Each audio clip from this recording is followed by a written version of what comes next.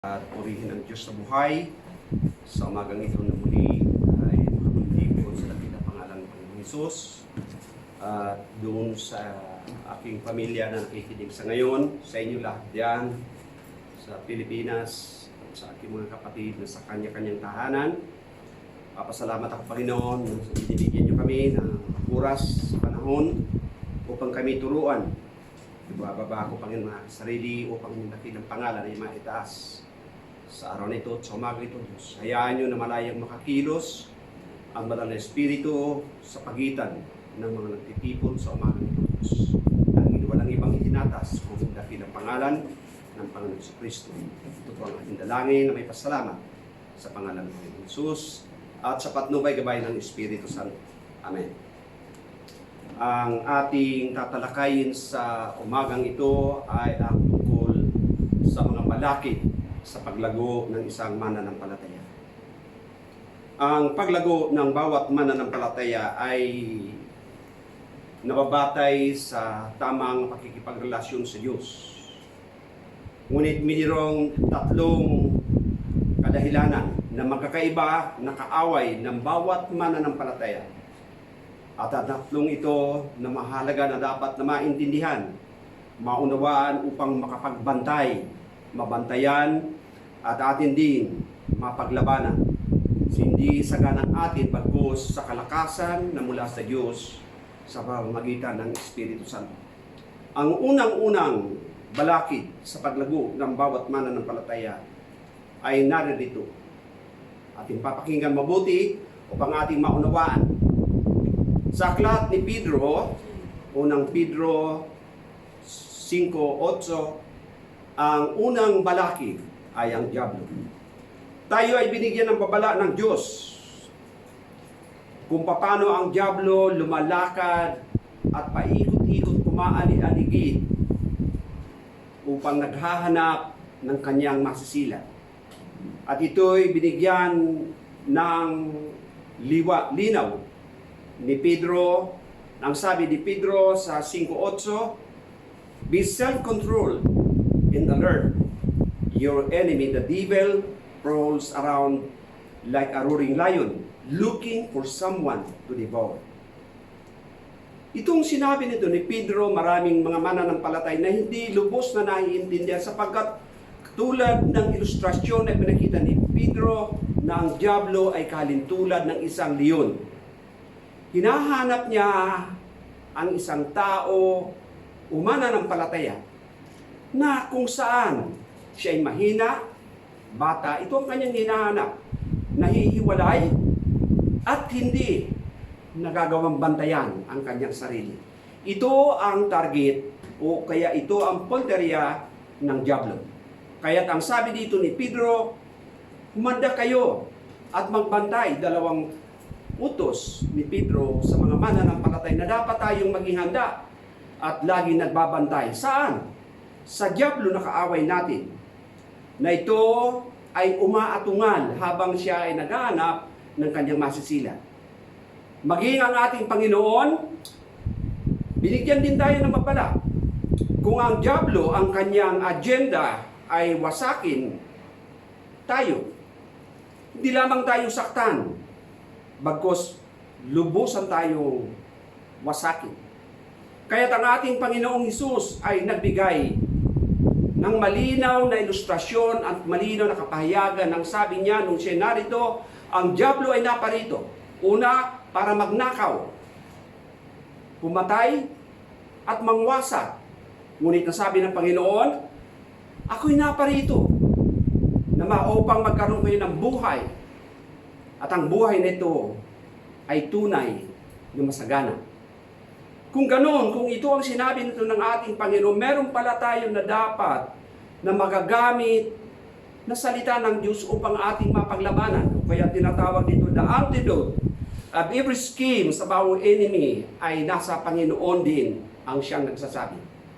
Na bawat isa upang mapagtagumpayan natin, ma-overcome natin, kinakailangan natin ang tatlo para ma-reverse o kaya mabaliktad. Kung ang diablo naparito para pumatay, mangwasak at magnakaw, babaliktarin natin ito sa pamamagitan ng unang-una na ilustrasyon o unang-unang sa sinabi ng banal na kasulatan. Ang una, kung ating tutunghayan kung paano napagtagumpayan ng ating Panginoon ang ginawang panunukso ng dyablo at kanyang habang siya ay nasa disyerto. Ito ang tinuran sa aklat ni Mateo chapter 4 verse 8. The devil took him to a very high mountain and showed him all the kingdoms of the world in their splendor. Ipinakita ng dyablo ang kalingningan ng ibibigay ng dyablo, lahat ng kaharian sa sanlibutan at ang kayamanan ng mga naroon sa sanlibutan. Ito'y kanyang ipinakita sa Panginoon upang tuksuhin ang ating Panginoon. At narito ang sinabi ng dyablo. Lahat ng ito, ang sabi ng dyablo, ibibigay ko sa iyo ang lahat ng ito kung magpapatirapa ka at sasamba sa akin. Ito ang panunukso ng dyablo. Ngunit tatandaan natin, hindi natin dapat at hindi tayo dapat na magpatirapa sa kanya o kaya sambahin man lamang. Ang ating pagpapatirapa ay sa natatanging iisang Diyos na tumawag, nagligtas sa bawat mananampalataya na buong puso na nagtitiwala sa Kanya. Kaya't ang sinabi ng ating Panginoong Hesus, lumayo ka, lumayas ka, Satanas, sapagkat nasusulat, ang iyong Diyos at Panginoon ang sasambahin mo. Siya lamang ang iyong paglilingkuran. Ito ang kasagutan ng Panginoon at ito rin ang dapat na magiging kasagutan ng bawat mananampalataya na totoo na nasa ilalim na pamamahala ng Panginoong Jesucristo at buong puso na sumusunod sa kanyang kalooban. So tayo hindi magpapatirapa sa anumang panunukso ng dyablo. Anumang gagawin na panunukso ng dyablo sa kahit anong pamamaraan, tatandaan natin ang ating sandata. Babalik rin natin ito sa halip na sa Kanya tayo sumuko o magpatirapa sa Panginoon tayo tumawag. At gamitin natin ang mabisang sandata na ibinigay sa bawat mananampalataya at ito ang salita ng Diyos. Ang ating paglago ay magbibigay sa atin ng kakayahan para tayo ay makapaglaban. Malabanan natin ang dyablo sa kanyang ginagawa ng pagtitikis, paniniil sa bawat mananampalataya. At sa verse 9 ng unang Pedro, chapter 5, narito ang sinabi uli ng ating Panginoon, resist him, standing firm in the faith. Dalawang sinasabi sa banal na kasulatan upang magamit po natin sa bawat panunukso ng dyablo sa pagkakataon o sa bawat oras na tayo ay maharap sa ganitong uri na panunukso ng dyablo. Sabi dito, labanan ninyo siya at magpakatatag kayo sa inyong pananampalataya. Labanan at manatiling matatag sa pamamagitan ng ating pananampalataya. Ang pananampalataya, ito ang mabisang sandata ng bawat mananampalataya, sapagkat dito rin nagsisimula ang kaligtasan, ang pananampalataya. Kung ang pananampalataya ay mananatiling matatag sa bawat mananampalataya, kahit kailan hindi tayo madadaig ng anumang panunukso ng dyablo. Unang-una na gagawin na dapat natin tatandaan na tayo tinutukso ng dyablo. Unang-una, nais ng dyablo tayo magpatirapa o sambahin natin siya. Pero tulad ng sinabi ng banal na kasulatan, huwag natin gagawin salip, labanan natin. Kinakailangan tayong magbihis o isuot ang mabisang sandata na ibinigay ng ating Diyos. Ito ay mabisa sapagkat ito ay ginagamit natin at dapat gamitin natin. Hindi lang ilan ang dapat gamitin, bagkus buo ang kailangan natin isuot. Put on the whole armor of God that we may be able to stand against the wiles of the devil. Ito ang sulat ni Pablo sa mga mananampalataya sa Efeso. Kaya sa atin din ng mga mananampalataya na mga nakikinig kayo dyan, kinakailangan ano man ang ginagawa natin, saan man tayo pumunta, naglalakad man tayo o nakasakay sa ating mga sasakyan, kailangan kumplito ang sandatang ito na libreng ibinigay ng Diyos. Isuot natin ito ng buo Sapatos nito na pagiging handa na tayo ay kumilos at lumakad kung tayo intusan ng ating Panginoon. Ang helmet of salvation na kinakailangan lagi nating suot na nasa ating kaisipan ng kaligtasan ng bawat mananampalataya ay nakasalalay sa ating pagtitiwala sa ating Panginoong Hesus. Yung sinturon at yung baluti at yung baluti na hawak natin o at kalasag na dapat panangga sa bawat palaso na itatapon o kaya makakawalan ng dyablo ay magagawa natin sanggain ito. At higit sa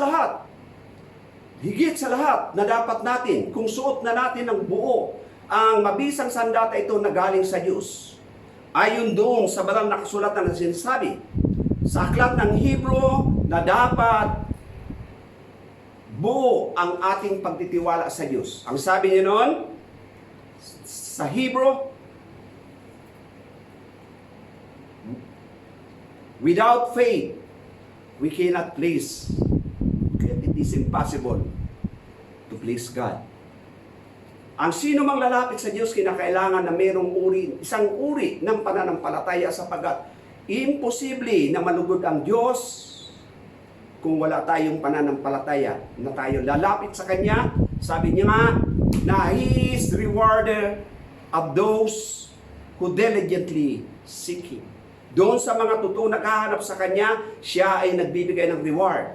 Kaya totoo ang sinasabing ito ng banal na kasulatan na hindi manulugod ang Diyos sa sino mang mananampalataya na hindi sumusunod sa Panginoong Hesus. Kung ito ang batayan, ang una, never to bow down to the devil. Ang pangalawa, we need to obey the instructions of the Lord. Sapagkat ito ay mahalaga na dapat natin gawin. Anuman ang dapat at anuman ang narapat na gawin ng mananampalataya, titiyakin natin na bawat gagawin natin, ito ang magsisilbi na sandata natin. Kapag tayo nagpapasakop, nagpapailalim sa kapangyarihan ng ating Panginoon at sumusunod, walang dahilan at walang hadlang ng dyablo ay makapanaig sa sino mang mananampalataya. Sabi pa ng sulat ni Juan, to those who obey God's commandments, live and fellowship with Him and He with them. And we know He lives in us because the Holy Spirit lives in us also. Ito ay malinaw na sinasabi. Sila na mga sumusunod sa ipinag-uutos ng Panginoon. Namumuhay sila na ang kasama ay pakikisa sa Panginoon sa pamamagitan ng banal na Espiritu. At ito ang pinaka-mainam na dapat gagawin ng bawat mananampalataya. At ang pangatlo na dapat natin gagawin ay yung sumunod sa Panginoon ng buong puso sapagkat mahalaga ang pagsunod. Hindi 50%, hindi 90%, kundi 100% na mahalaga ang pagsunod. Tutungayan natin ng isang halimbawa. Isang pagpapakita na dahil sa pagsuway ang naging dahilan ng kanyang kabiguan, pagkaantala ng plano ng Diyos, higit sa lahat, ang pagkawala ng nararapat na nasa Kanya. Pupunta natin ang isang kwento sa buhay sa unang panahon kung saan ang unang hari ng Israel ay tinawag ng Diyos. At sisimulan natin sa aklat ng unang Samuel, chapter 15, verse 10. Narito ang ating pagsasalaysay na sinasabi sa banal na kasulatan. Sinabi ni Yahweh kay Samuel, nanghihinayang ako sa pagkakapili ko kay Saul bilang hari sapagkat tinalikuran niya ako at sinuway ang aking mga utos. Nagalit si Samuel at magdamag siyang nanalangin kay Yahweh. Kinabukasan, maaga siyang bumangon upang makipagkita kay Saul. Ngunit may nagsabi sa kanya na nagpunta ito sa Carmelo upang magpatayo ng sariling monumento. At pagkatapos ay nagtuloy sa Gilgal.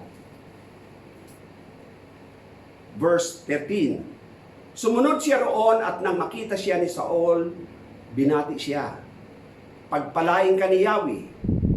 Sinunod kong lahat ang utos niya.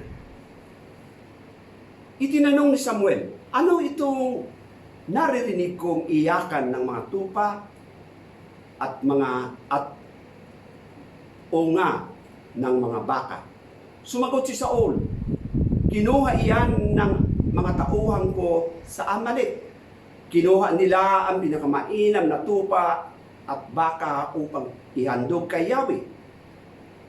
Ang mga walang halaga ay pinatay namin.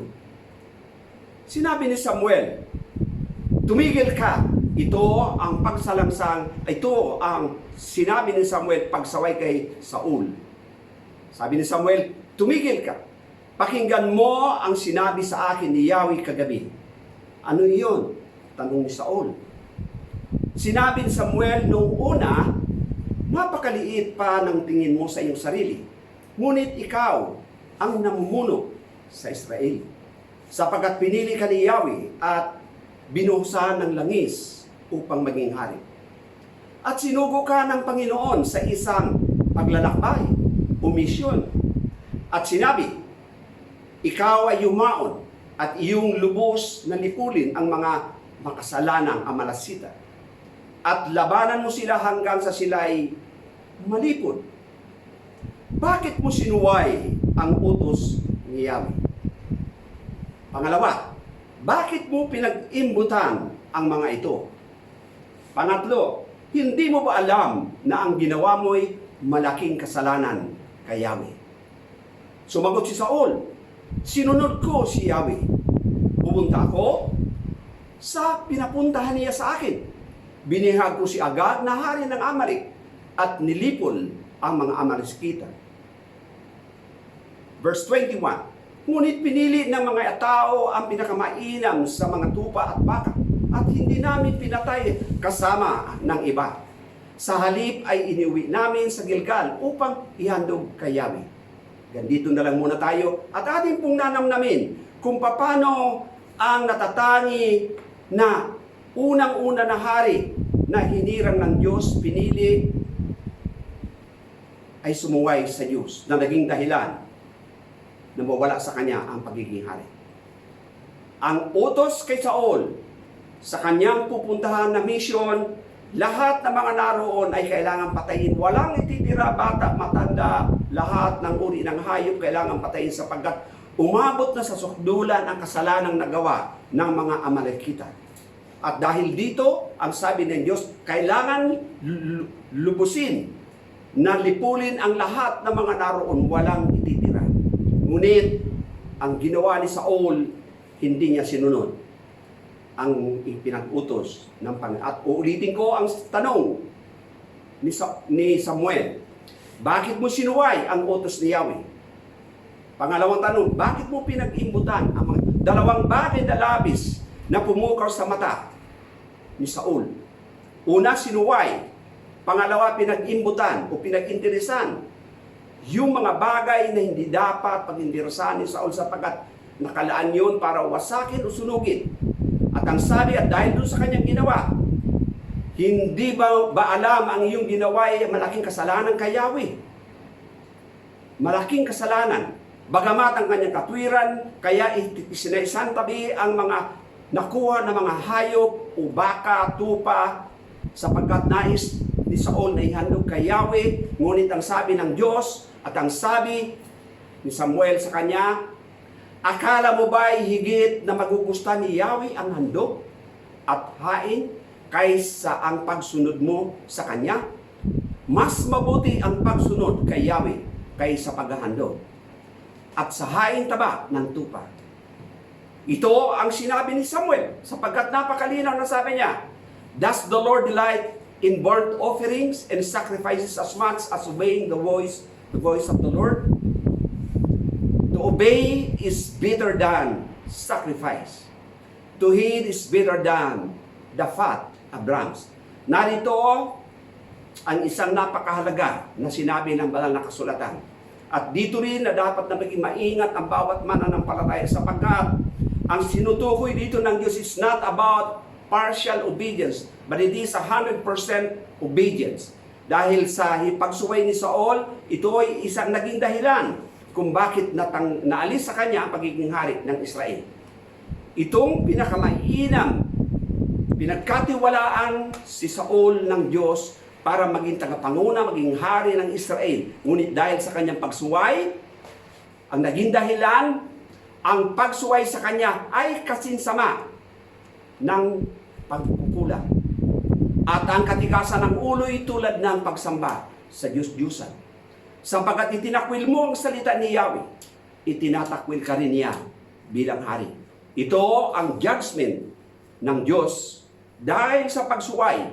Kaya wag natin, mga kapatid sa pananampalataya, wag natin bigyang na parabagang ginagawa natin ang pagsuway parang kumo na lamang sa atin. Tanda natin mabuti. Anumang pagsuway na gagawin ng isang mananampalataya sa harapan ng Diyos, ang tawag ng Diyos doon ay kasuklam-suklam sa harapan niya. Bakit? Ang pagsuway ay isang uri ng kasalanan. Kung inaakala ng bawat mananampalataya na simple lamang ang kanyang ginawang pagsuway, tandaan po natin mga kapatid, kayo na mga nakikinig na aking pamilya sa Pilipinas, pakinggan niyo mabuti. Ang pagsuway ay kasinsama ng pangkukulam. At ang katigasan ng ulo ay kasinsama tulad ng pagsamba sa mga Diyos-Diyusan. Ito ang paghahalin tulad na sinasabi sa banal na kasulatan na dapat bigyan natin ng pansin sapagkat ito'y mahalaga at higit sa lahat. Ang pagsuway ay isang uri ng pagtatakwil at sabi dito ng Diyos, sapagkat itinakwil mo ang salita ni Yahweh. Ang ibig sabihin, sinuway mo ang salita na iniutos ng Diyos. Dahil sinuway mo, hindi mo sinunod. Ibig sabihin, itinakwil mo ang salita ng Diyos. At ginawa ng Diyos kay Saul, itinakwil din ng Diyos si Saul bilang hari ng Israel. Punta natin ang susunod, ang pangatlo, na dapat kung hindi tayo yuyuko sa dyablo, susunod tayo sa Kanya, we need to obey the Lord. Ang pangatlo, kailangan natin sambahin ang Diyos. Narito po ang isang tinura ng ating Panginoon. Yet a time is coming and now has come when the true worshipers will worship the Father in spirit and in truth. For they are the kind of worshipers the Father seek. Ito po ang isang uri na pagsamba na hinahanap ng Diyos. Sa ngayon at dumating na, ang mga totoong sumasamba sa Diyos, sila'y sasamba sa Espiritu at sa katotohanan. Sapagkat ang Diyos ay Espiritu at marapat lamang na sambahin ng Diyos, natin ang Diyos sa Espiritu at sa katotohanan. Ang pangalawa ng hadlang o the second growth inhibitor na sinasabi sa banal na kasulatan ay mundo. Ano ang ibig sabihin ng mundo?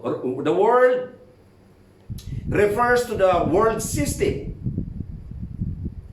the value, the mindset of the people, the philosophy of life, the priorities that run contrary to the will and ways of God.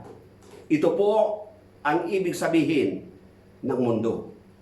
Tutungayan natin kung paano natin lubos na mauunawaan ang mundo. Ito yung pangalawa na hadlang o balakid sa paglago ng bawat mananampalataya.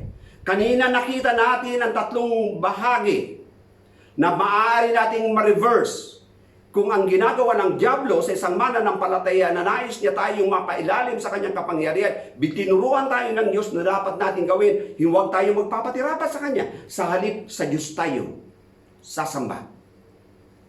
Susunod, we need to obey the Lord. At yung pangatlo, kailangan natin na sambahin. At narito ngayon ang pangalawang balakid sa paglago. Ang mundo, ang sinasabi ng mundo, para daw tayo maging matagumpay, kailangan natin talikuran ang pamamaraan para tayo maging banal sa harapan ng Diyos. Ibig sabihin, kung ano ang sinasabi at tinuturo sa banal na kasulatan para tayo maging matagumpay, huwag natin susundan kung ano ang sinasabi sa banal na kasulatan. Ngunit tanda natin mga kapatid, na ang tagumpay ay hindi nakakamit sa anumang pamamaraan.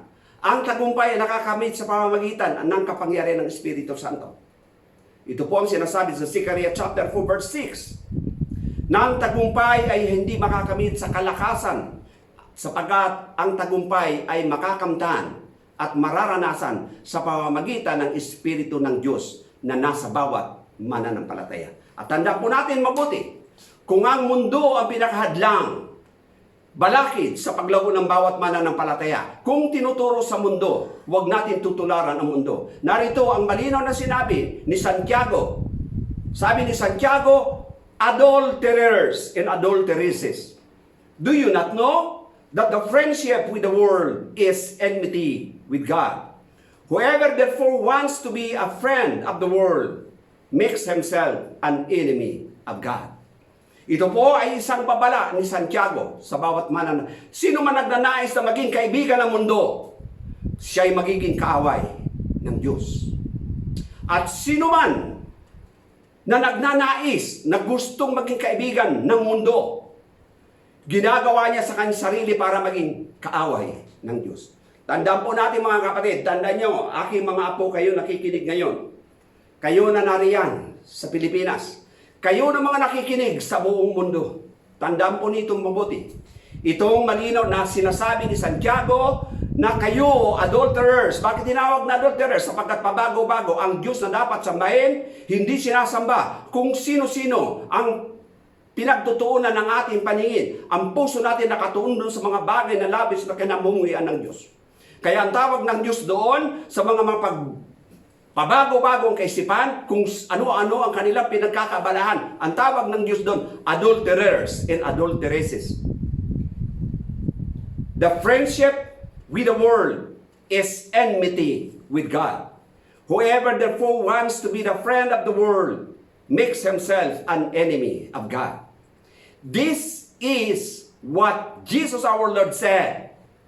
What good will it be for a man if he gains the whole world, yet forfeit his soul? Or what can a man give in exchange for his soul? Ano magagawa ng tao? Makamtan man niya ang kayamanan ng sanlibutan. Tulad na nangyayari sa ating kapaligiran, buong mundo, ang tao tuliro, hindi malaman, hindi alam kung kanino sila malapit, kung ano ang kanilang gagawin, hindi nila malaman, ang kanilang pananalapi, ang kanilang pera, tinitignan na lang. Doon sa mga may pera, titignan na lang ang pera. At doon sa mga walang pera, wala silang mapuntahan, wala silang malapitan. Dahil sa coronavirus na nangyari sa buong mundo. Kaya kung sino man na merong pananalapi, walang magagawa. Lahat, bawat bahagi ng mga bayan sa Pilipinas, sa bayan natin, naka-lockdown. Ang tao nagnanais na pumunta sa isang lugar hindi makapunta. Anong magagawa kung meron kang pera? Anong magagawa? Meron magagawa. At itong malinaw na sinabi ng Panginoon, meron bang magagawa ang tao? Makamtan man niya ang kayamanan ng buong sanlibutan. Ngunit ang magiging kapalit ay ang kanyang kaluluwa. Magagawa niyang ipagpalit. Magagawa ba natin bilang tao ang ating kaluluwa? Kung ang kaluluwa na sabi ni Ezekiel ay para sa Diyos, sabi ng ni Ezekiel o sabi ng Diyos, all souls are mine. The soul of the Father and the souls of the sons are mine. Sa Diyos ang bawat kaluluwa, sa kahit gayon na lamang. Ang labis na pagpapahalaga ng Diyos sa bawat tao sa kanyang kaluluwa.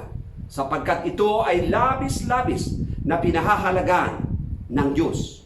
Sapagkat siya ang nagbigay ng buhay sa isang tao, kaya't marapat lamang na ang Diyos ang siya rin na magbibigay protection sa bawat tao upang makasunod sa kalooban ng Diyos. Hindi sa pananalapi na kato ng bawat mananampalataya, bagkus sa Diyos na nagbibigay ng protection. Kung sa kapaligiran natin ay labis na nagugulumihanan dahil sa nangyayari, ang ating Panginoon, binigyan niya tayo ng tamang pamamaraan at pamantayan kung paano tayo kilos makakagawa ng isang hakbang upang higit sa lahat, malugod natin ang ating Diyos. Buong puso natin itiwala ang lahat ng mga nangyayari at nagaganap sa ating kapaligiran. Sa gayon, ang ating Diyos na ating sinasamba ay ating mapaglilingkuran. At narito ba, maging si Pablo, maging si Apostol Pablo na sinugo ng Diyos upang ipamatid sa bawat mananampalataya. Yamang na si Apostol Pablo ay hinirang ng Diyos para maging apostol ng mga Hintil at tayo bilang mga Hintil. Narito ang kanyang sinabi upang maintindihan ng bawat mananampalataya, ng bawat kaluluwa na nakikinig sa umagang ito. Ang sabi niya, and do not be conformed any longer to the pattern of this world, but be transformed by the renewing of your mind. Then you will be able to test and approve what God's will is, His good, pleasing, and perfect will. So, ang kaisipan, ang kailangan mabago. Hanggat hindi nababago ang ating kaisipan, kaya kailangan na there must be a transformation. There must be a renewing of our mind. Kung ang ating kaisipan ay nakafocus sa mga nasa mundo, huwag natin itong pagbigyan ng pagkaabalahan sapagkat kailangan ng ating buong kaisipan ay nakatuon sa Diyos lamang. Kaya malinaw ang sinabi ng ating Panginoon, maliban na mabago ang ating kaisipan, hindi rin natin malalaman kung ano ang nakakalugod sa Kanya at sadyang ganap. Alam, sabi dito, para daw natin malaman kung ano nakakalugod sa Diyos, huwag na natin tularan ang pamantayan ng sanlibutan. Ang sanlibutan ay isang hadlang para sa paglago, balakid sa paglago ng bawat mananampalataya. So sa bawat mananampalataya, ang pinakahadlang, mundo. Una, dyablo. Ang pangalawa, ang mundo. Mga bagay na nasa mundo, labis na kinahuhumalingan ng bawat tao sa ibabaw ng mundo. Kahit na sa ngayon, kung ating pupunta ng ating bansa, dahil merong laganap o tinatawag na pandemic na nangyayari na coronavirus sa atin, anong ginagawa ng tao? Sa katigasan ng kanilang mga puso, nandoon, merong mga nagsasabong, merong mga umiinom, at merong mga nagliliwaliw sa pagkaakala nila na makakatulong at matutulungan nila ang ating bansa. Maging ang ating presidente, anong ginagawa? Halos ibuhos ang kanyang buhay para lamang sa kapakanan ng mga kaluluwa, sa kapakanan ng lahat ng tao, maprotektahan. Bakit inilagay at iniutos ng presidente natin na completely i-lockdown ang bawat pamilya para hindi maapektuhan ng tinatawag na coronavirus na ito, COVID-19. Kaya para sa mga nakikinig sa umagang ito, tanda po natin, yung mga bagay na labis natin na pinagkakahumalingan, huwag na natin ituon doon. Tanda po natin, ang Diyos, kinakailangan na ma-renew, baguhin, o kaya reprogram ang ating kaisipan. Ang banal na Espiritu ay may kapangyarihan na magawa ito para i-transform ang ating kaisipan. Sa papanong paraan, merong sinasabi at merong ibinigay ang Diyos na malinaw sa atin. Ang sabi ng Diyos sa atin, kailangan daw na magkaroon tayo ng kaisipan kalintulad kay Kristo. Kailangan ito ang maging kaisipan natin. Hindi kaisipan na nakatuon sa mundo, bagkus kaisipan na nakatulad ng ating Panginoong Kristo. Itong kaisipan na ito ay nagbibigay ng kaluguran sa Diyos na ating Ama. Verse 13 ng Philippians, sabi dito, for it is God who works in you both to will and to do for His good pleasure. Ang Diyos pala ang nagbibigay ng kakayahan para makagawa tayo ng mabuti. Kung matapos na baguhin ang laman ng ating kaisipan, magagawa natin. Ang Diyos ang magbibigay sa atin ng kakayahan. Kaya tanda natin, kung ang Diyos ang nagbibigay ng kakayahan na gumawa tayo ng mabuti, kailangan ang ating kaisipan ay nabago na ng ating Panginoong Kristo at mayroong kalintulad ng ating Panginoong Kristo. At narito ang pangatlo na tinatawag na balakid sa paglago ng bawat mananampalataya, the flesh. Ang ating makalaman. Dati ito ang ating buhay. Ngunit, dahil sa ating pagkikisa kay Kristo, binigyan niya tayo ng napakalinaw, no? Napakalinaw na batayan at napakalinaw na sinasabi ng banal na kasulatan. Ano ito? Narito po ang sinasabi, do not love the world or anything in the world. If anyone loves the world, the love of the Father is not in him. Sa verse 16, for all that is in the world, the lust of the flesh. Yan po, ang unang-una. Anything that is in the world is the lust of the flesh. Pangalawa, the lust of the eyes. At pangatlo, the pride of life. Narito at tatlong bagay na kailangan na dapat tandaan ng bawat mananampalataya. Una, huwag natin mahalin ang mundo sapagkat sino man nagmahal sa mundo, wala ang pagmamahal ng Ama sa kanya. Sapagkat lahat ng mga nasa mundo, una, ito ay the lust of the flesh. Pagnanasa sa laman, ito ang pangatlo na balakid. Pagnanasa sa laman at ang nakikita ng ating mga mata at ang kapalaluan sa ating pamumuhay, the pride of life. Ito yung pangatlo na dapat tandaan ng bawat mananampalataya. Kung ganon, kung ito ang sinasabi ng mga balakid sa paglago ng bawat mananampalataya, ano ang dapat natin gawin? Binigay sa atin ng Diyos, i-reverse natin ito. Ang tatlong ito. Kung ang diablo ang dahilan, ang mundo ang pangalawa, pangatlo ay ang laman, makalaman ng pagnanasa. Baliktarin natin. Sa halip na makalaman ang ating pagtuunan ng pang-araw-araw nating buhay, ibaling natin sa maka-espiritual upang malugod ang Diyos. Sapagkat ito ay pamantayan ng Diyos. So huwag na natin ituon ang ating pag-iisip o ang ating mga mata sa mga bagay na makalaman, bagkus ituon natin ang mga bagay sa mga espiritual. Sapagkat tayo tinawag upang mamuhay ng mga espiritual. So ito ay pamantayan ng Diyos. Ang mundo ay lagi nandiyan. At lahat ng yan ang atraksyon ng mundo.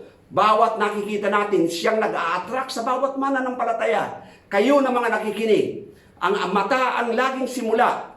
Kaya isang araw sabi ng Panginoon, mabuti pang kayo ay bulag.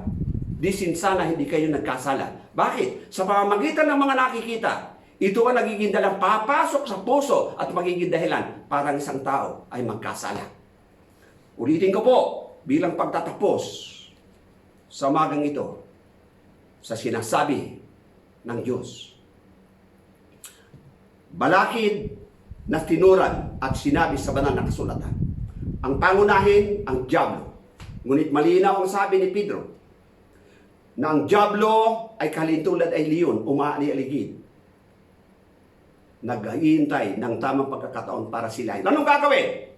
Be sober and alert. Mapagbantay tayo at lagi tayo mapagpigil sa ating sarili. Pangalawa, ang mundo. Kung ang mundo ay masyadong attractive sa ating mga bagay na nasa mundo, huwag natin ibaling. Huwag na natin gayahin ang ginagawa ng mga tao sa mundo. Anong gagawin natin? Yamang din lang na ang mundo ay masyadong attractive sa paningin natin. Huwag tayo. Makipagtipon tayo sa mga kapatid natin. Meron tayong pinanghahawakan na banal na kasulatan. Narito lahat nakasulat kung ano ang nararapat natin gawin. Ito ang paglaanan natin ng oras at panahon. Lalo na ngayon. Bakit niloob pinaintulutan ng Diyos na mangyari sa panahon natin ngayon? Para magkaroon tayo ng mahabang pakikipagniig sa Diyos. Ilaan natin ang oras na lumilipas sa halip na tayo na natutulog, sa halip na tayo kung ano-anong ginagawa sa bahay natin, kung ano-ano ang natin pinagkakabala, kung ano-anong pinanunod natin, maglaan natin. Ilaan natin ang oras, panahon sa pagbabasa. Kausapin natin ang Diyos, manalangin tayo, kausapin natin ang Diyos, bigyan natin ng panahon ng Diyos. Sa halip na masyado tayong abala sa mundo, maging abala tayo sa pagbabasa ng Biblia. Pangatlo, the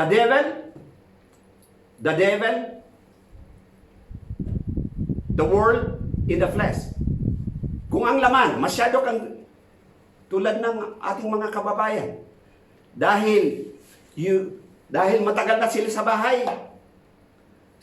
Ang ginawa, kumuha sila ng suka, kumuha sila ng tiner, kumuha sila ng tubig, pinaghalo-halo nila, ininom. Dalawa namatay, yung isa nasa ospital. Kita mo?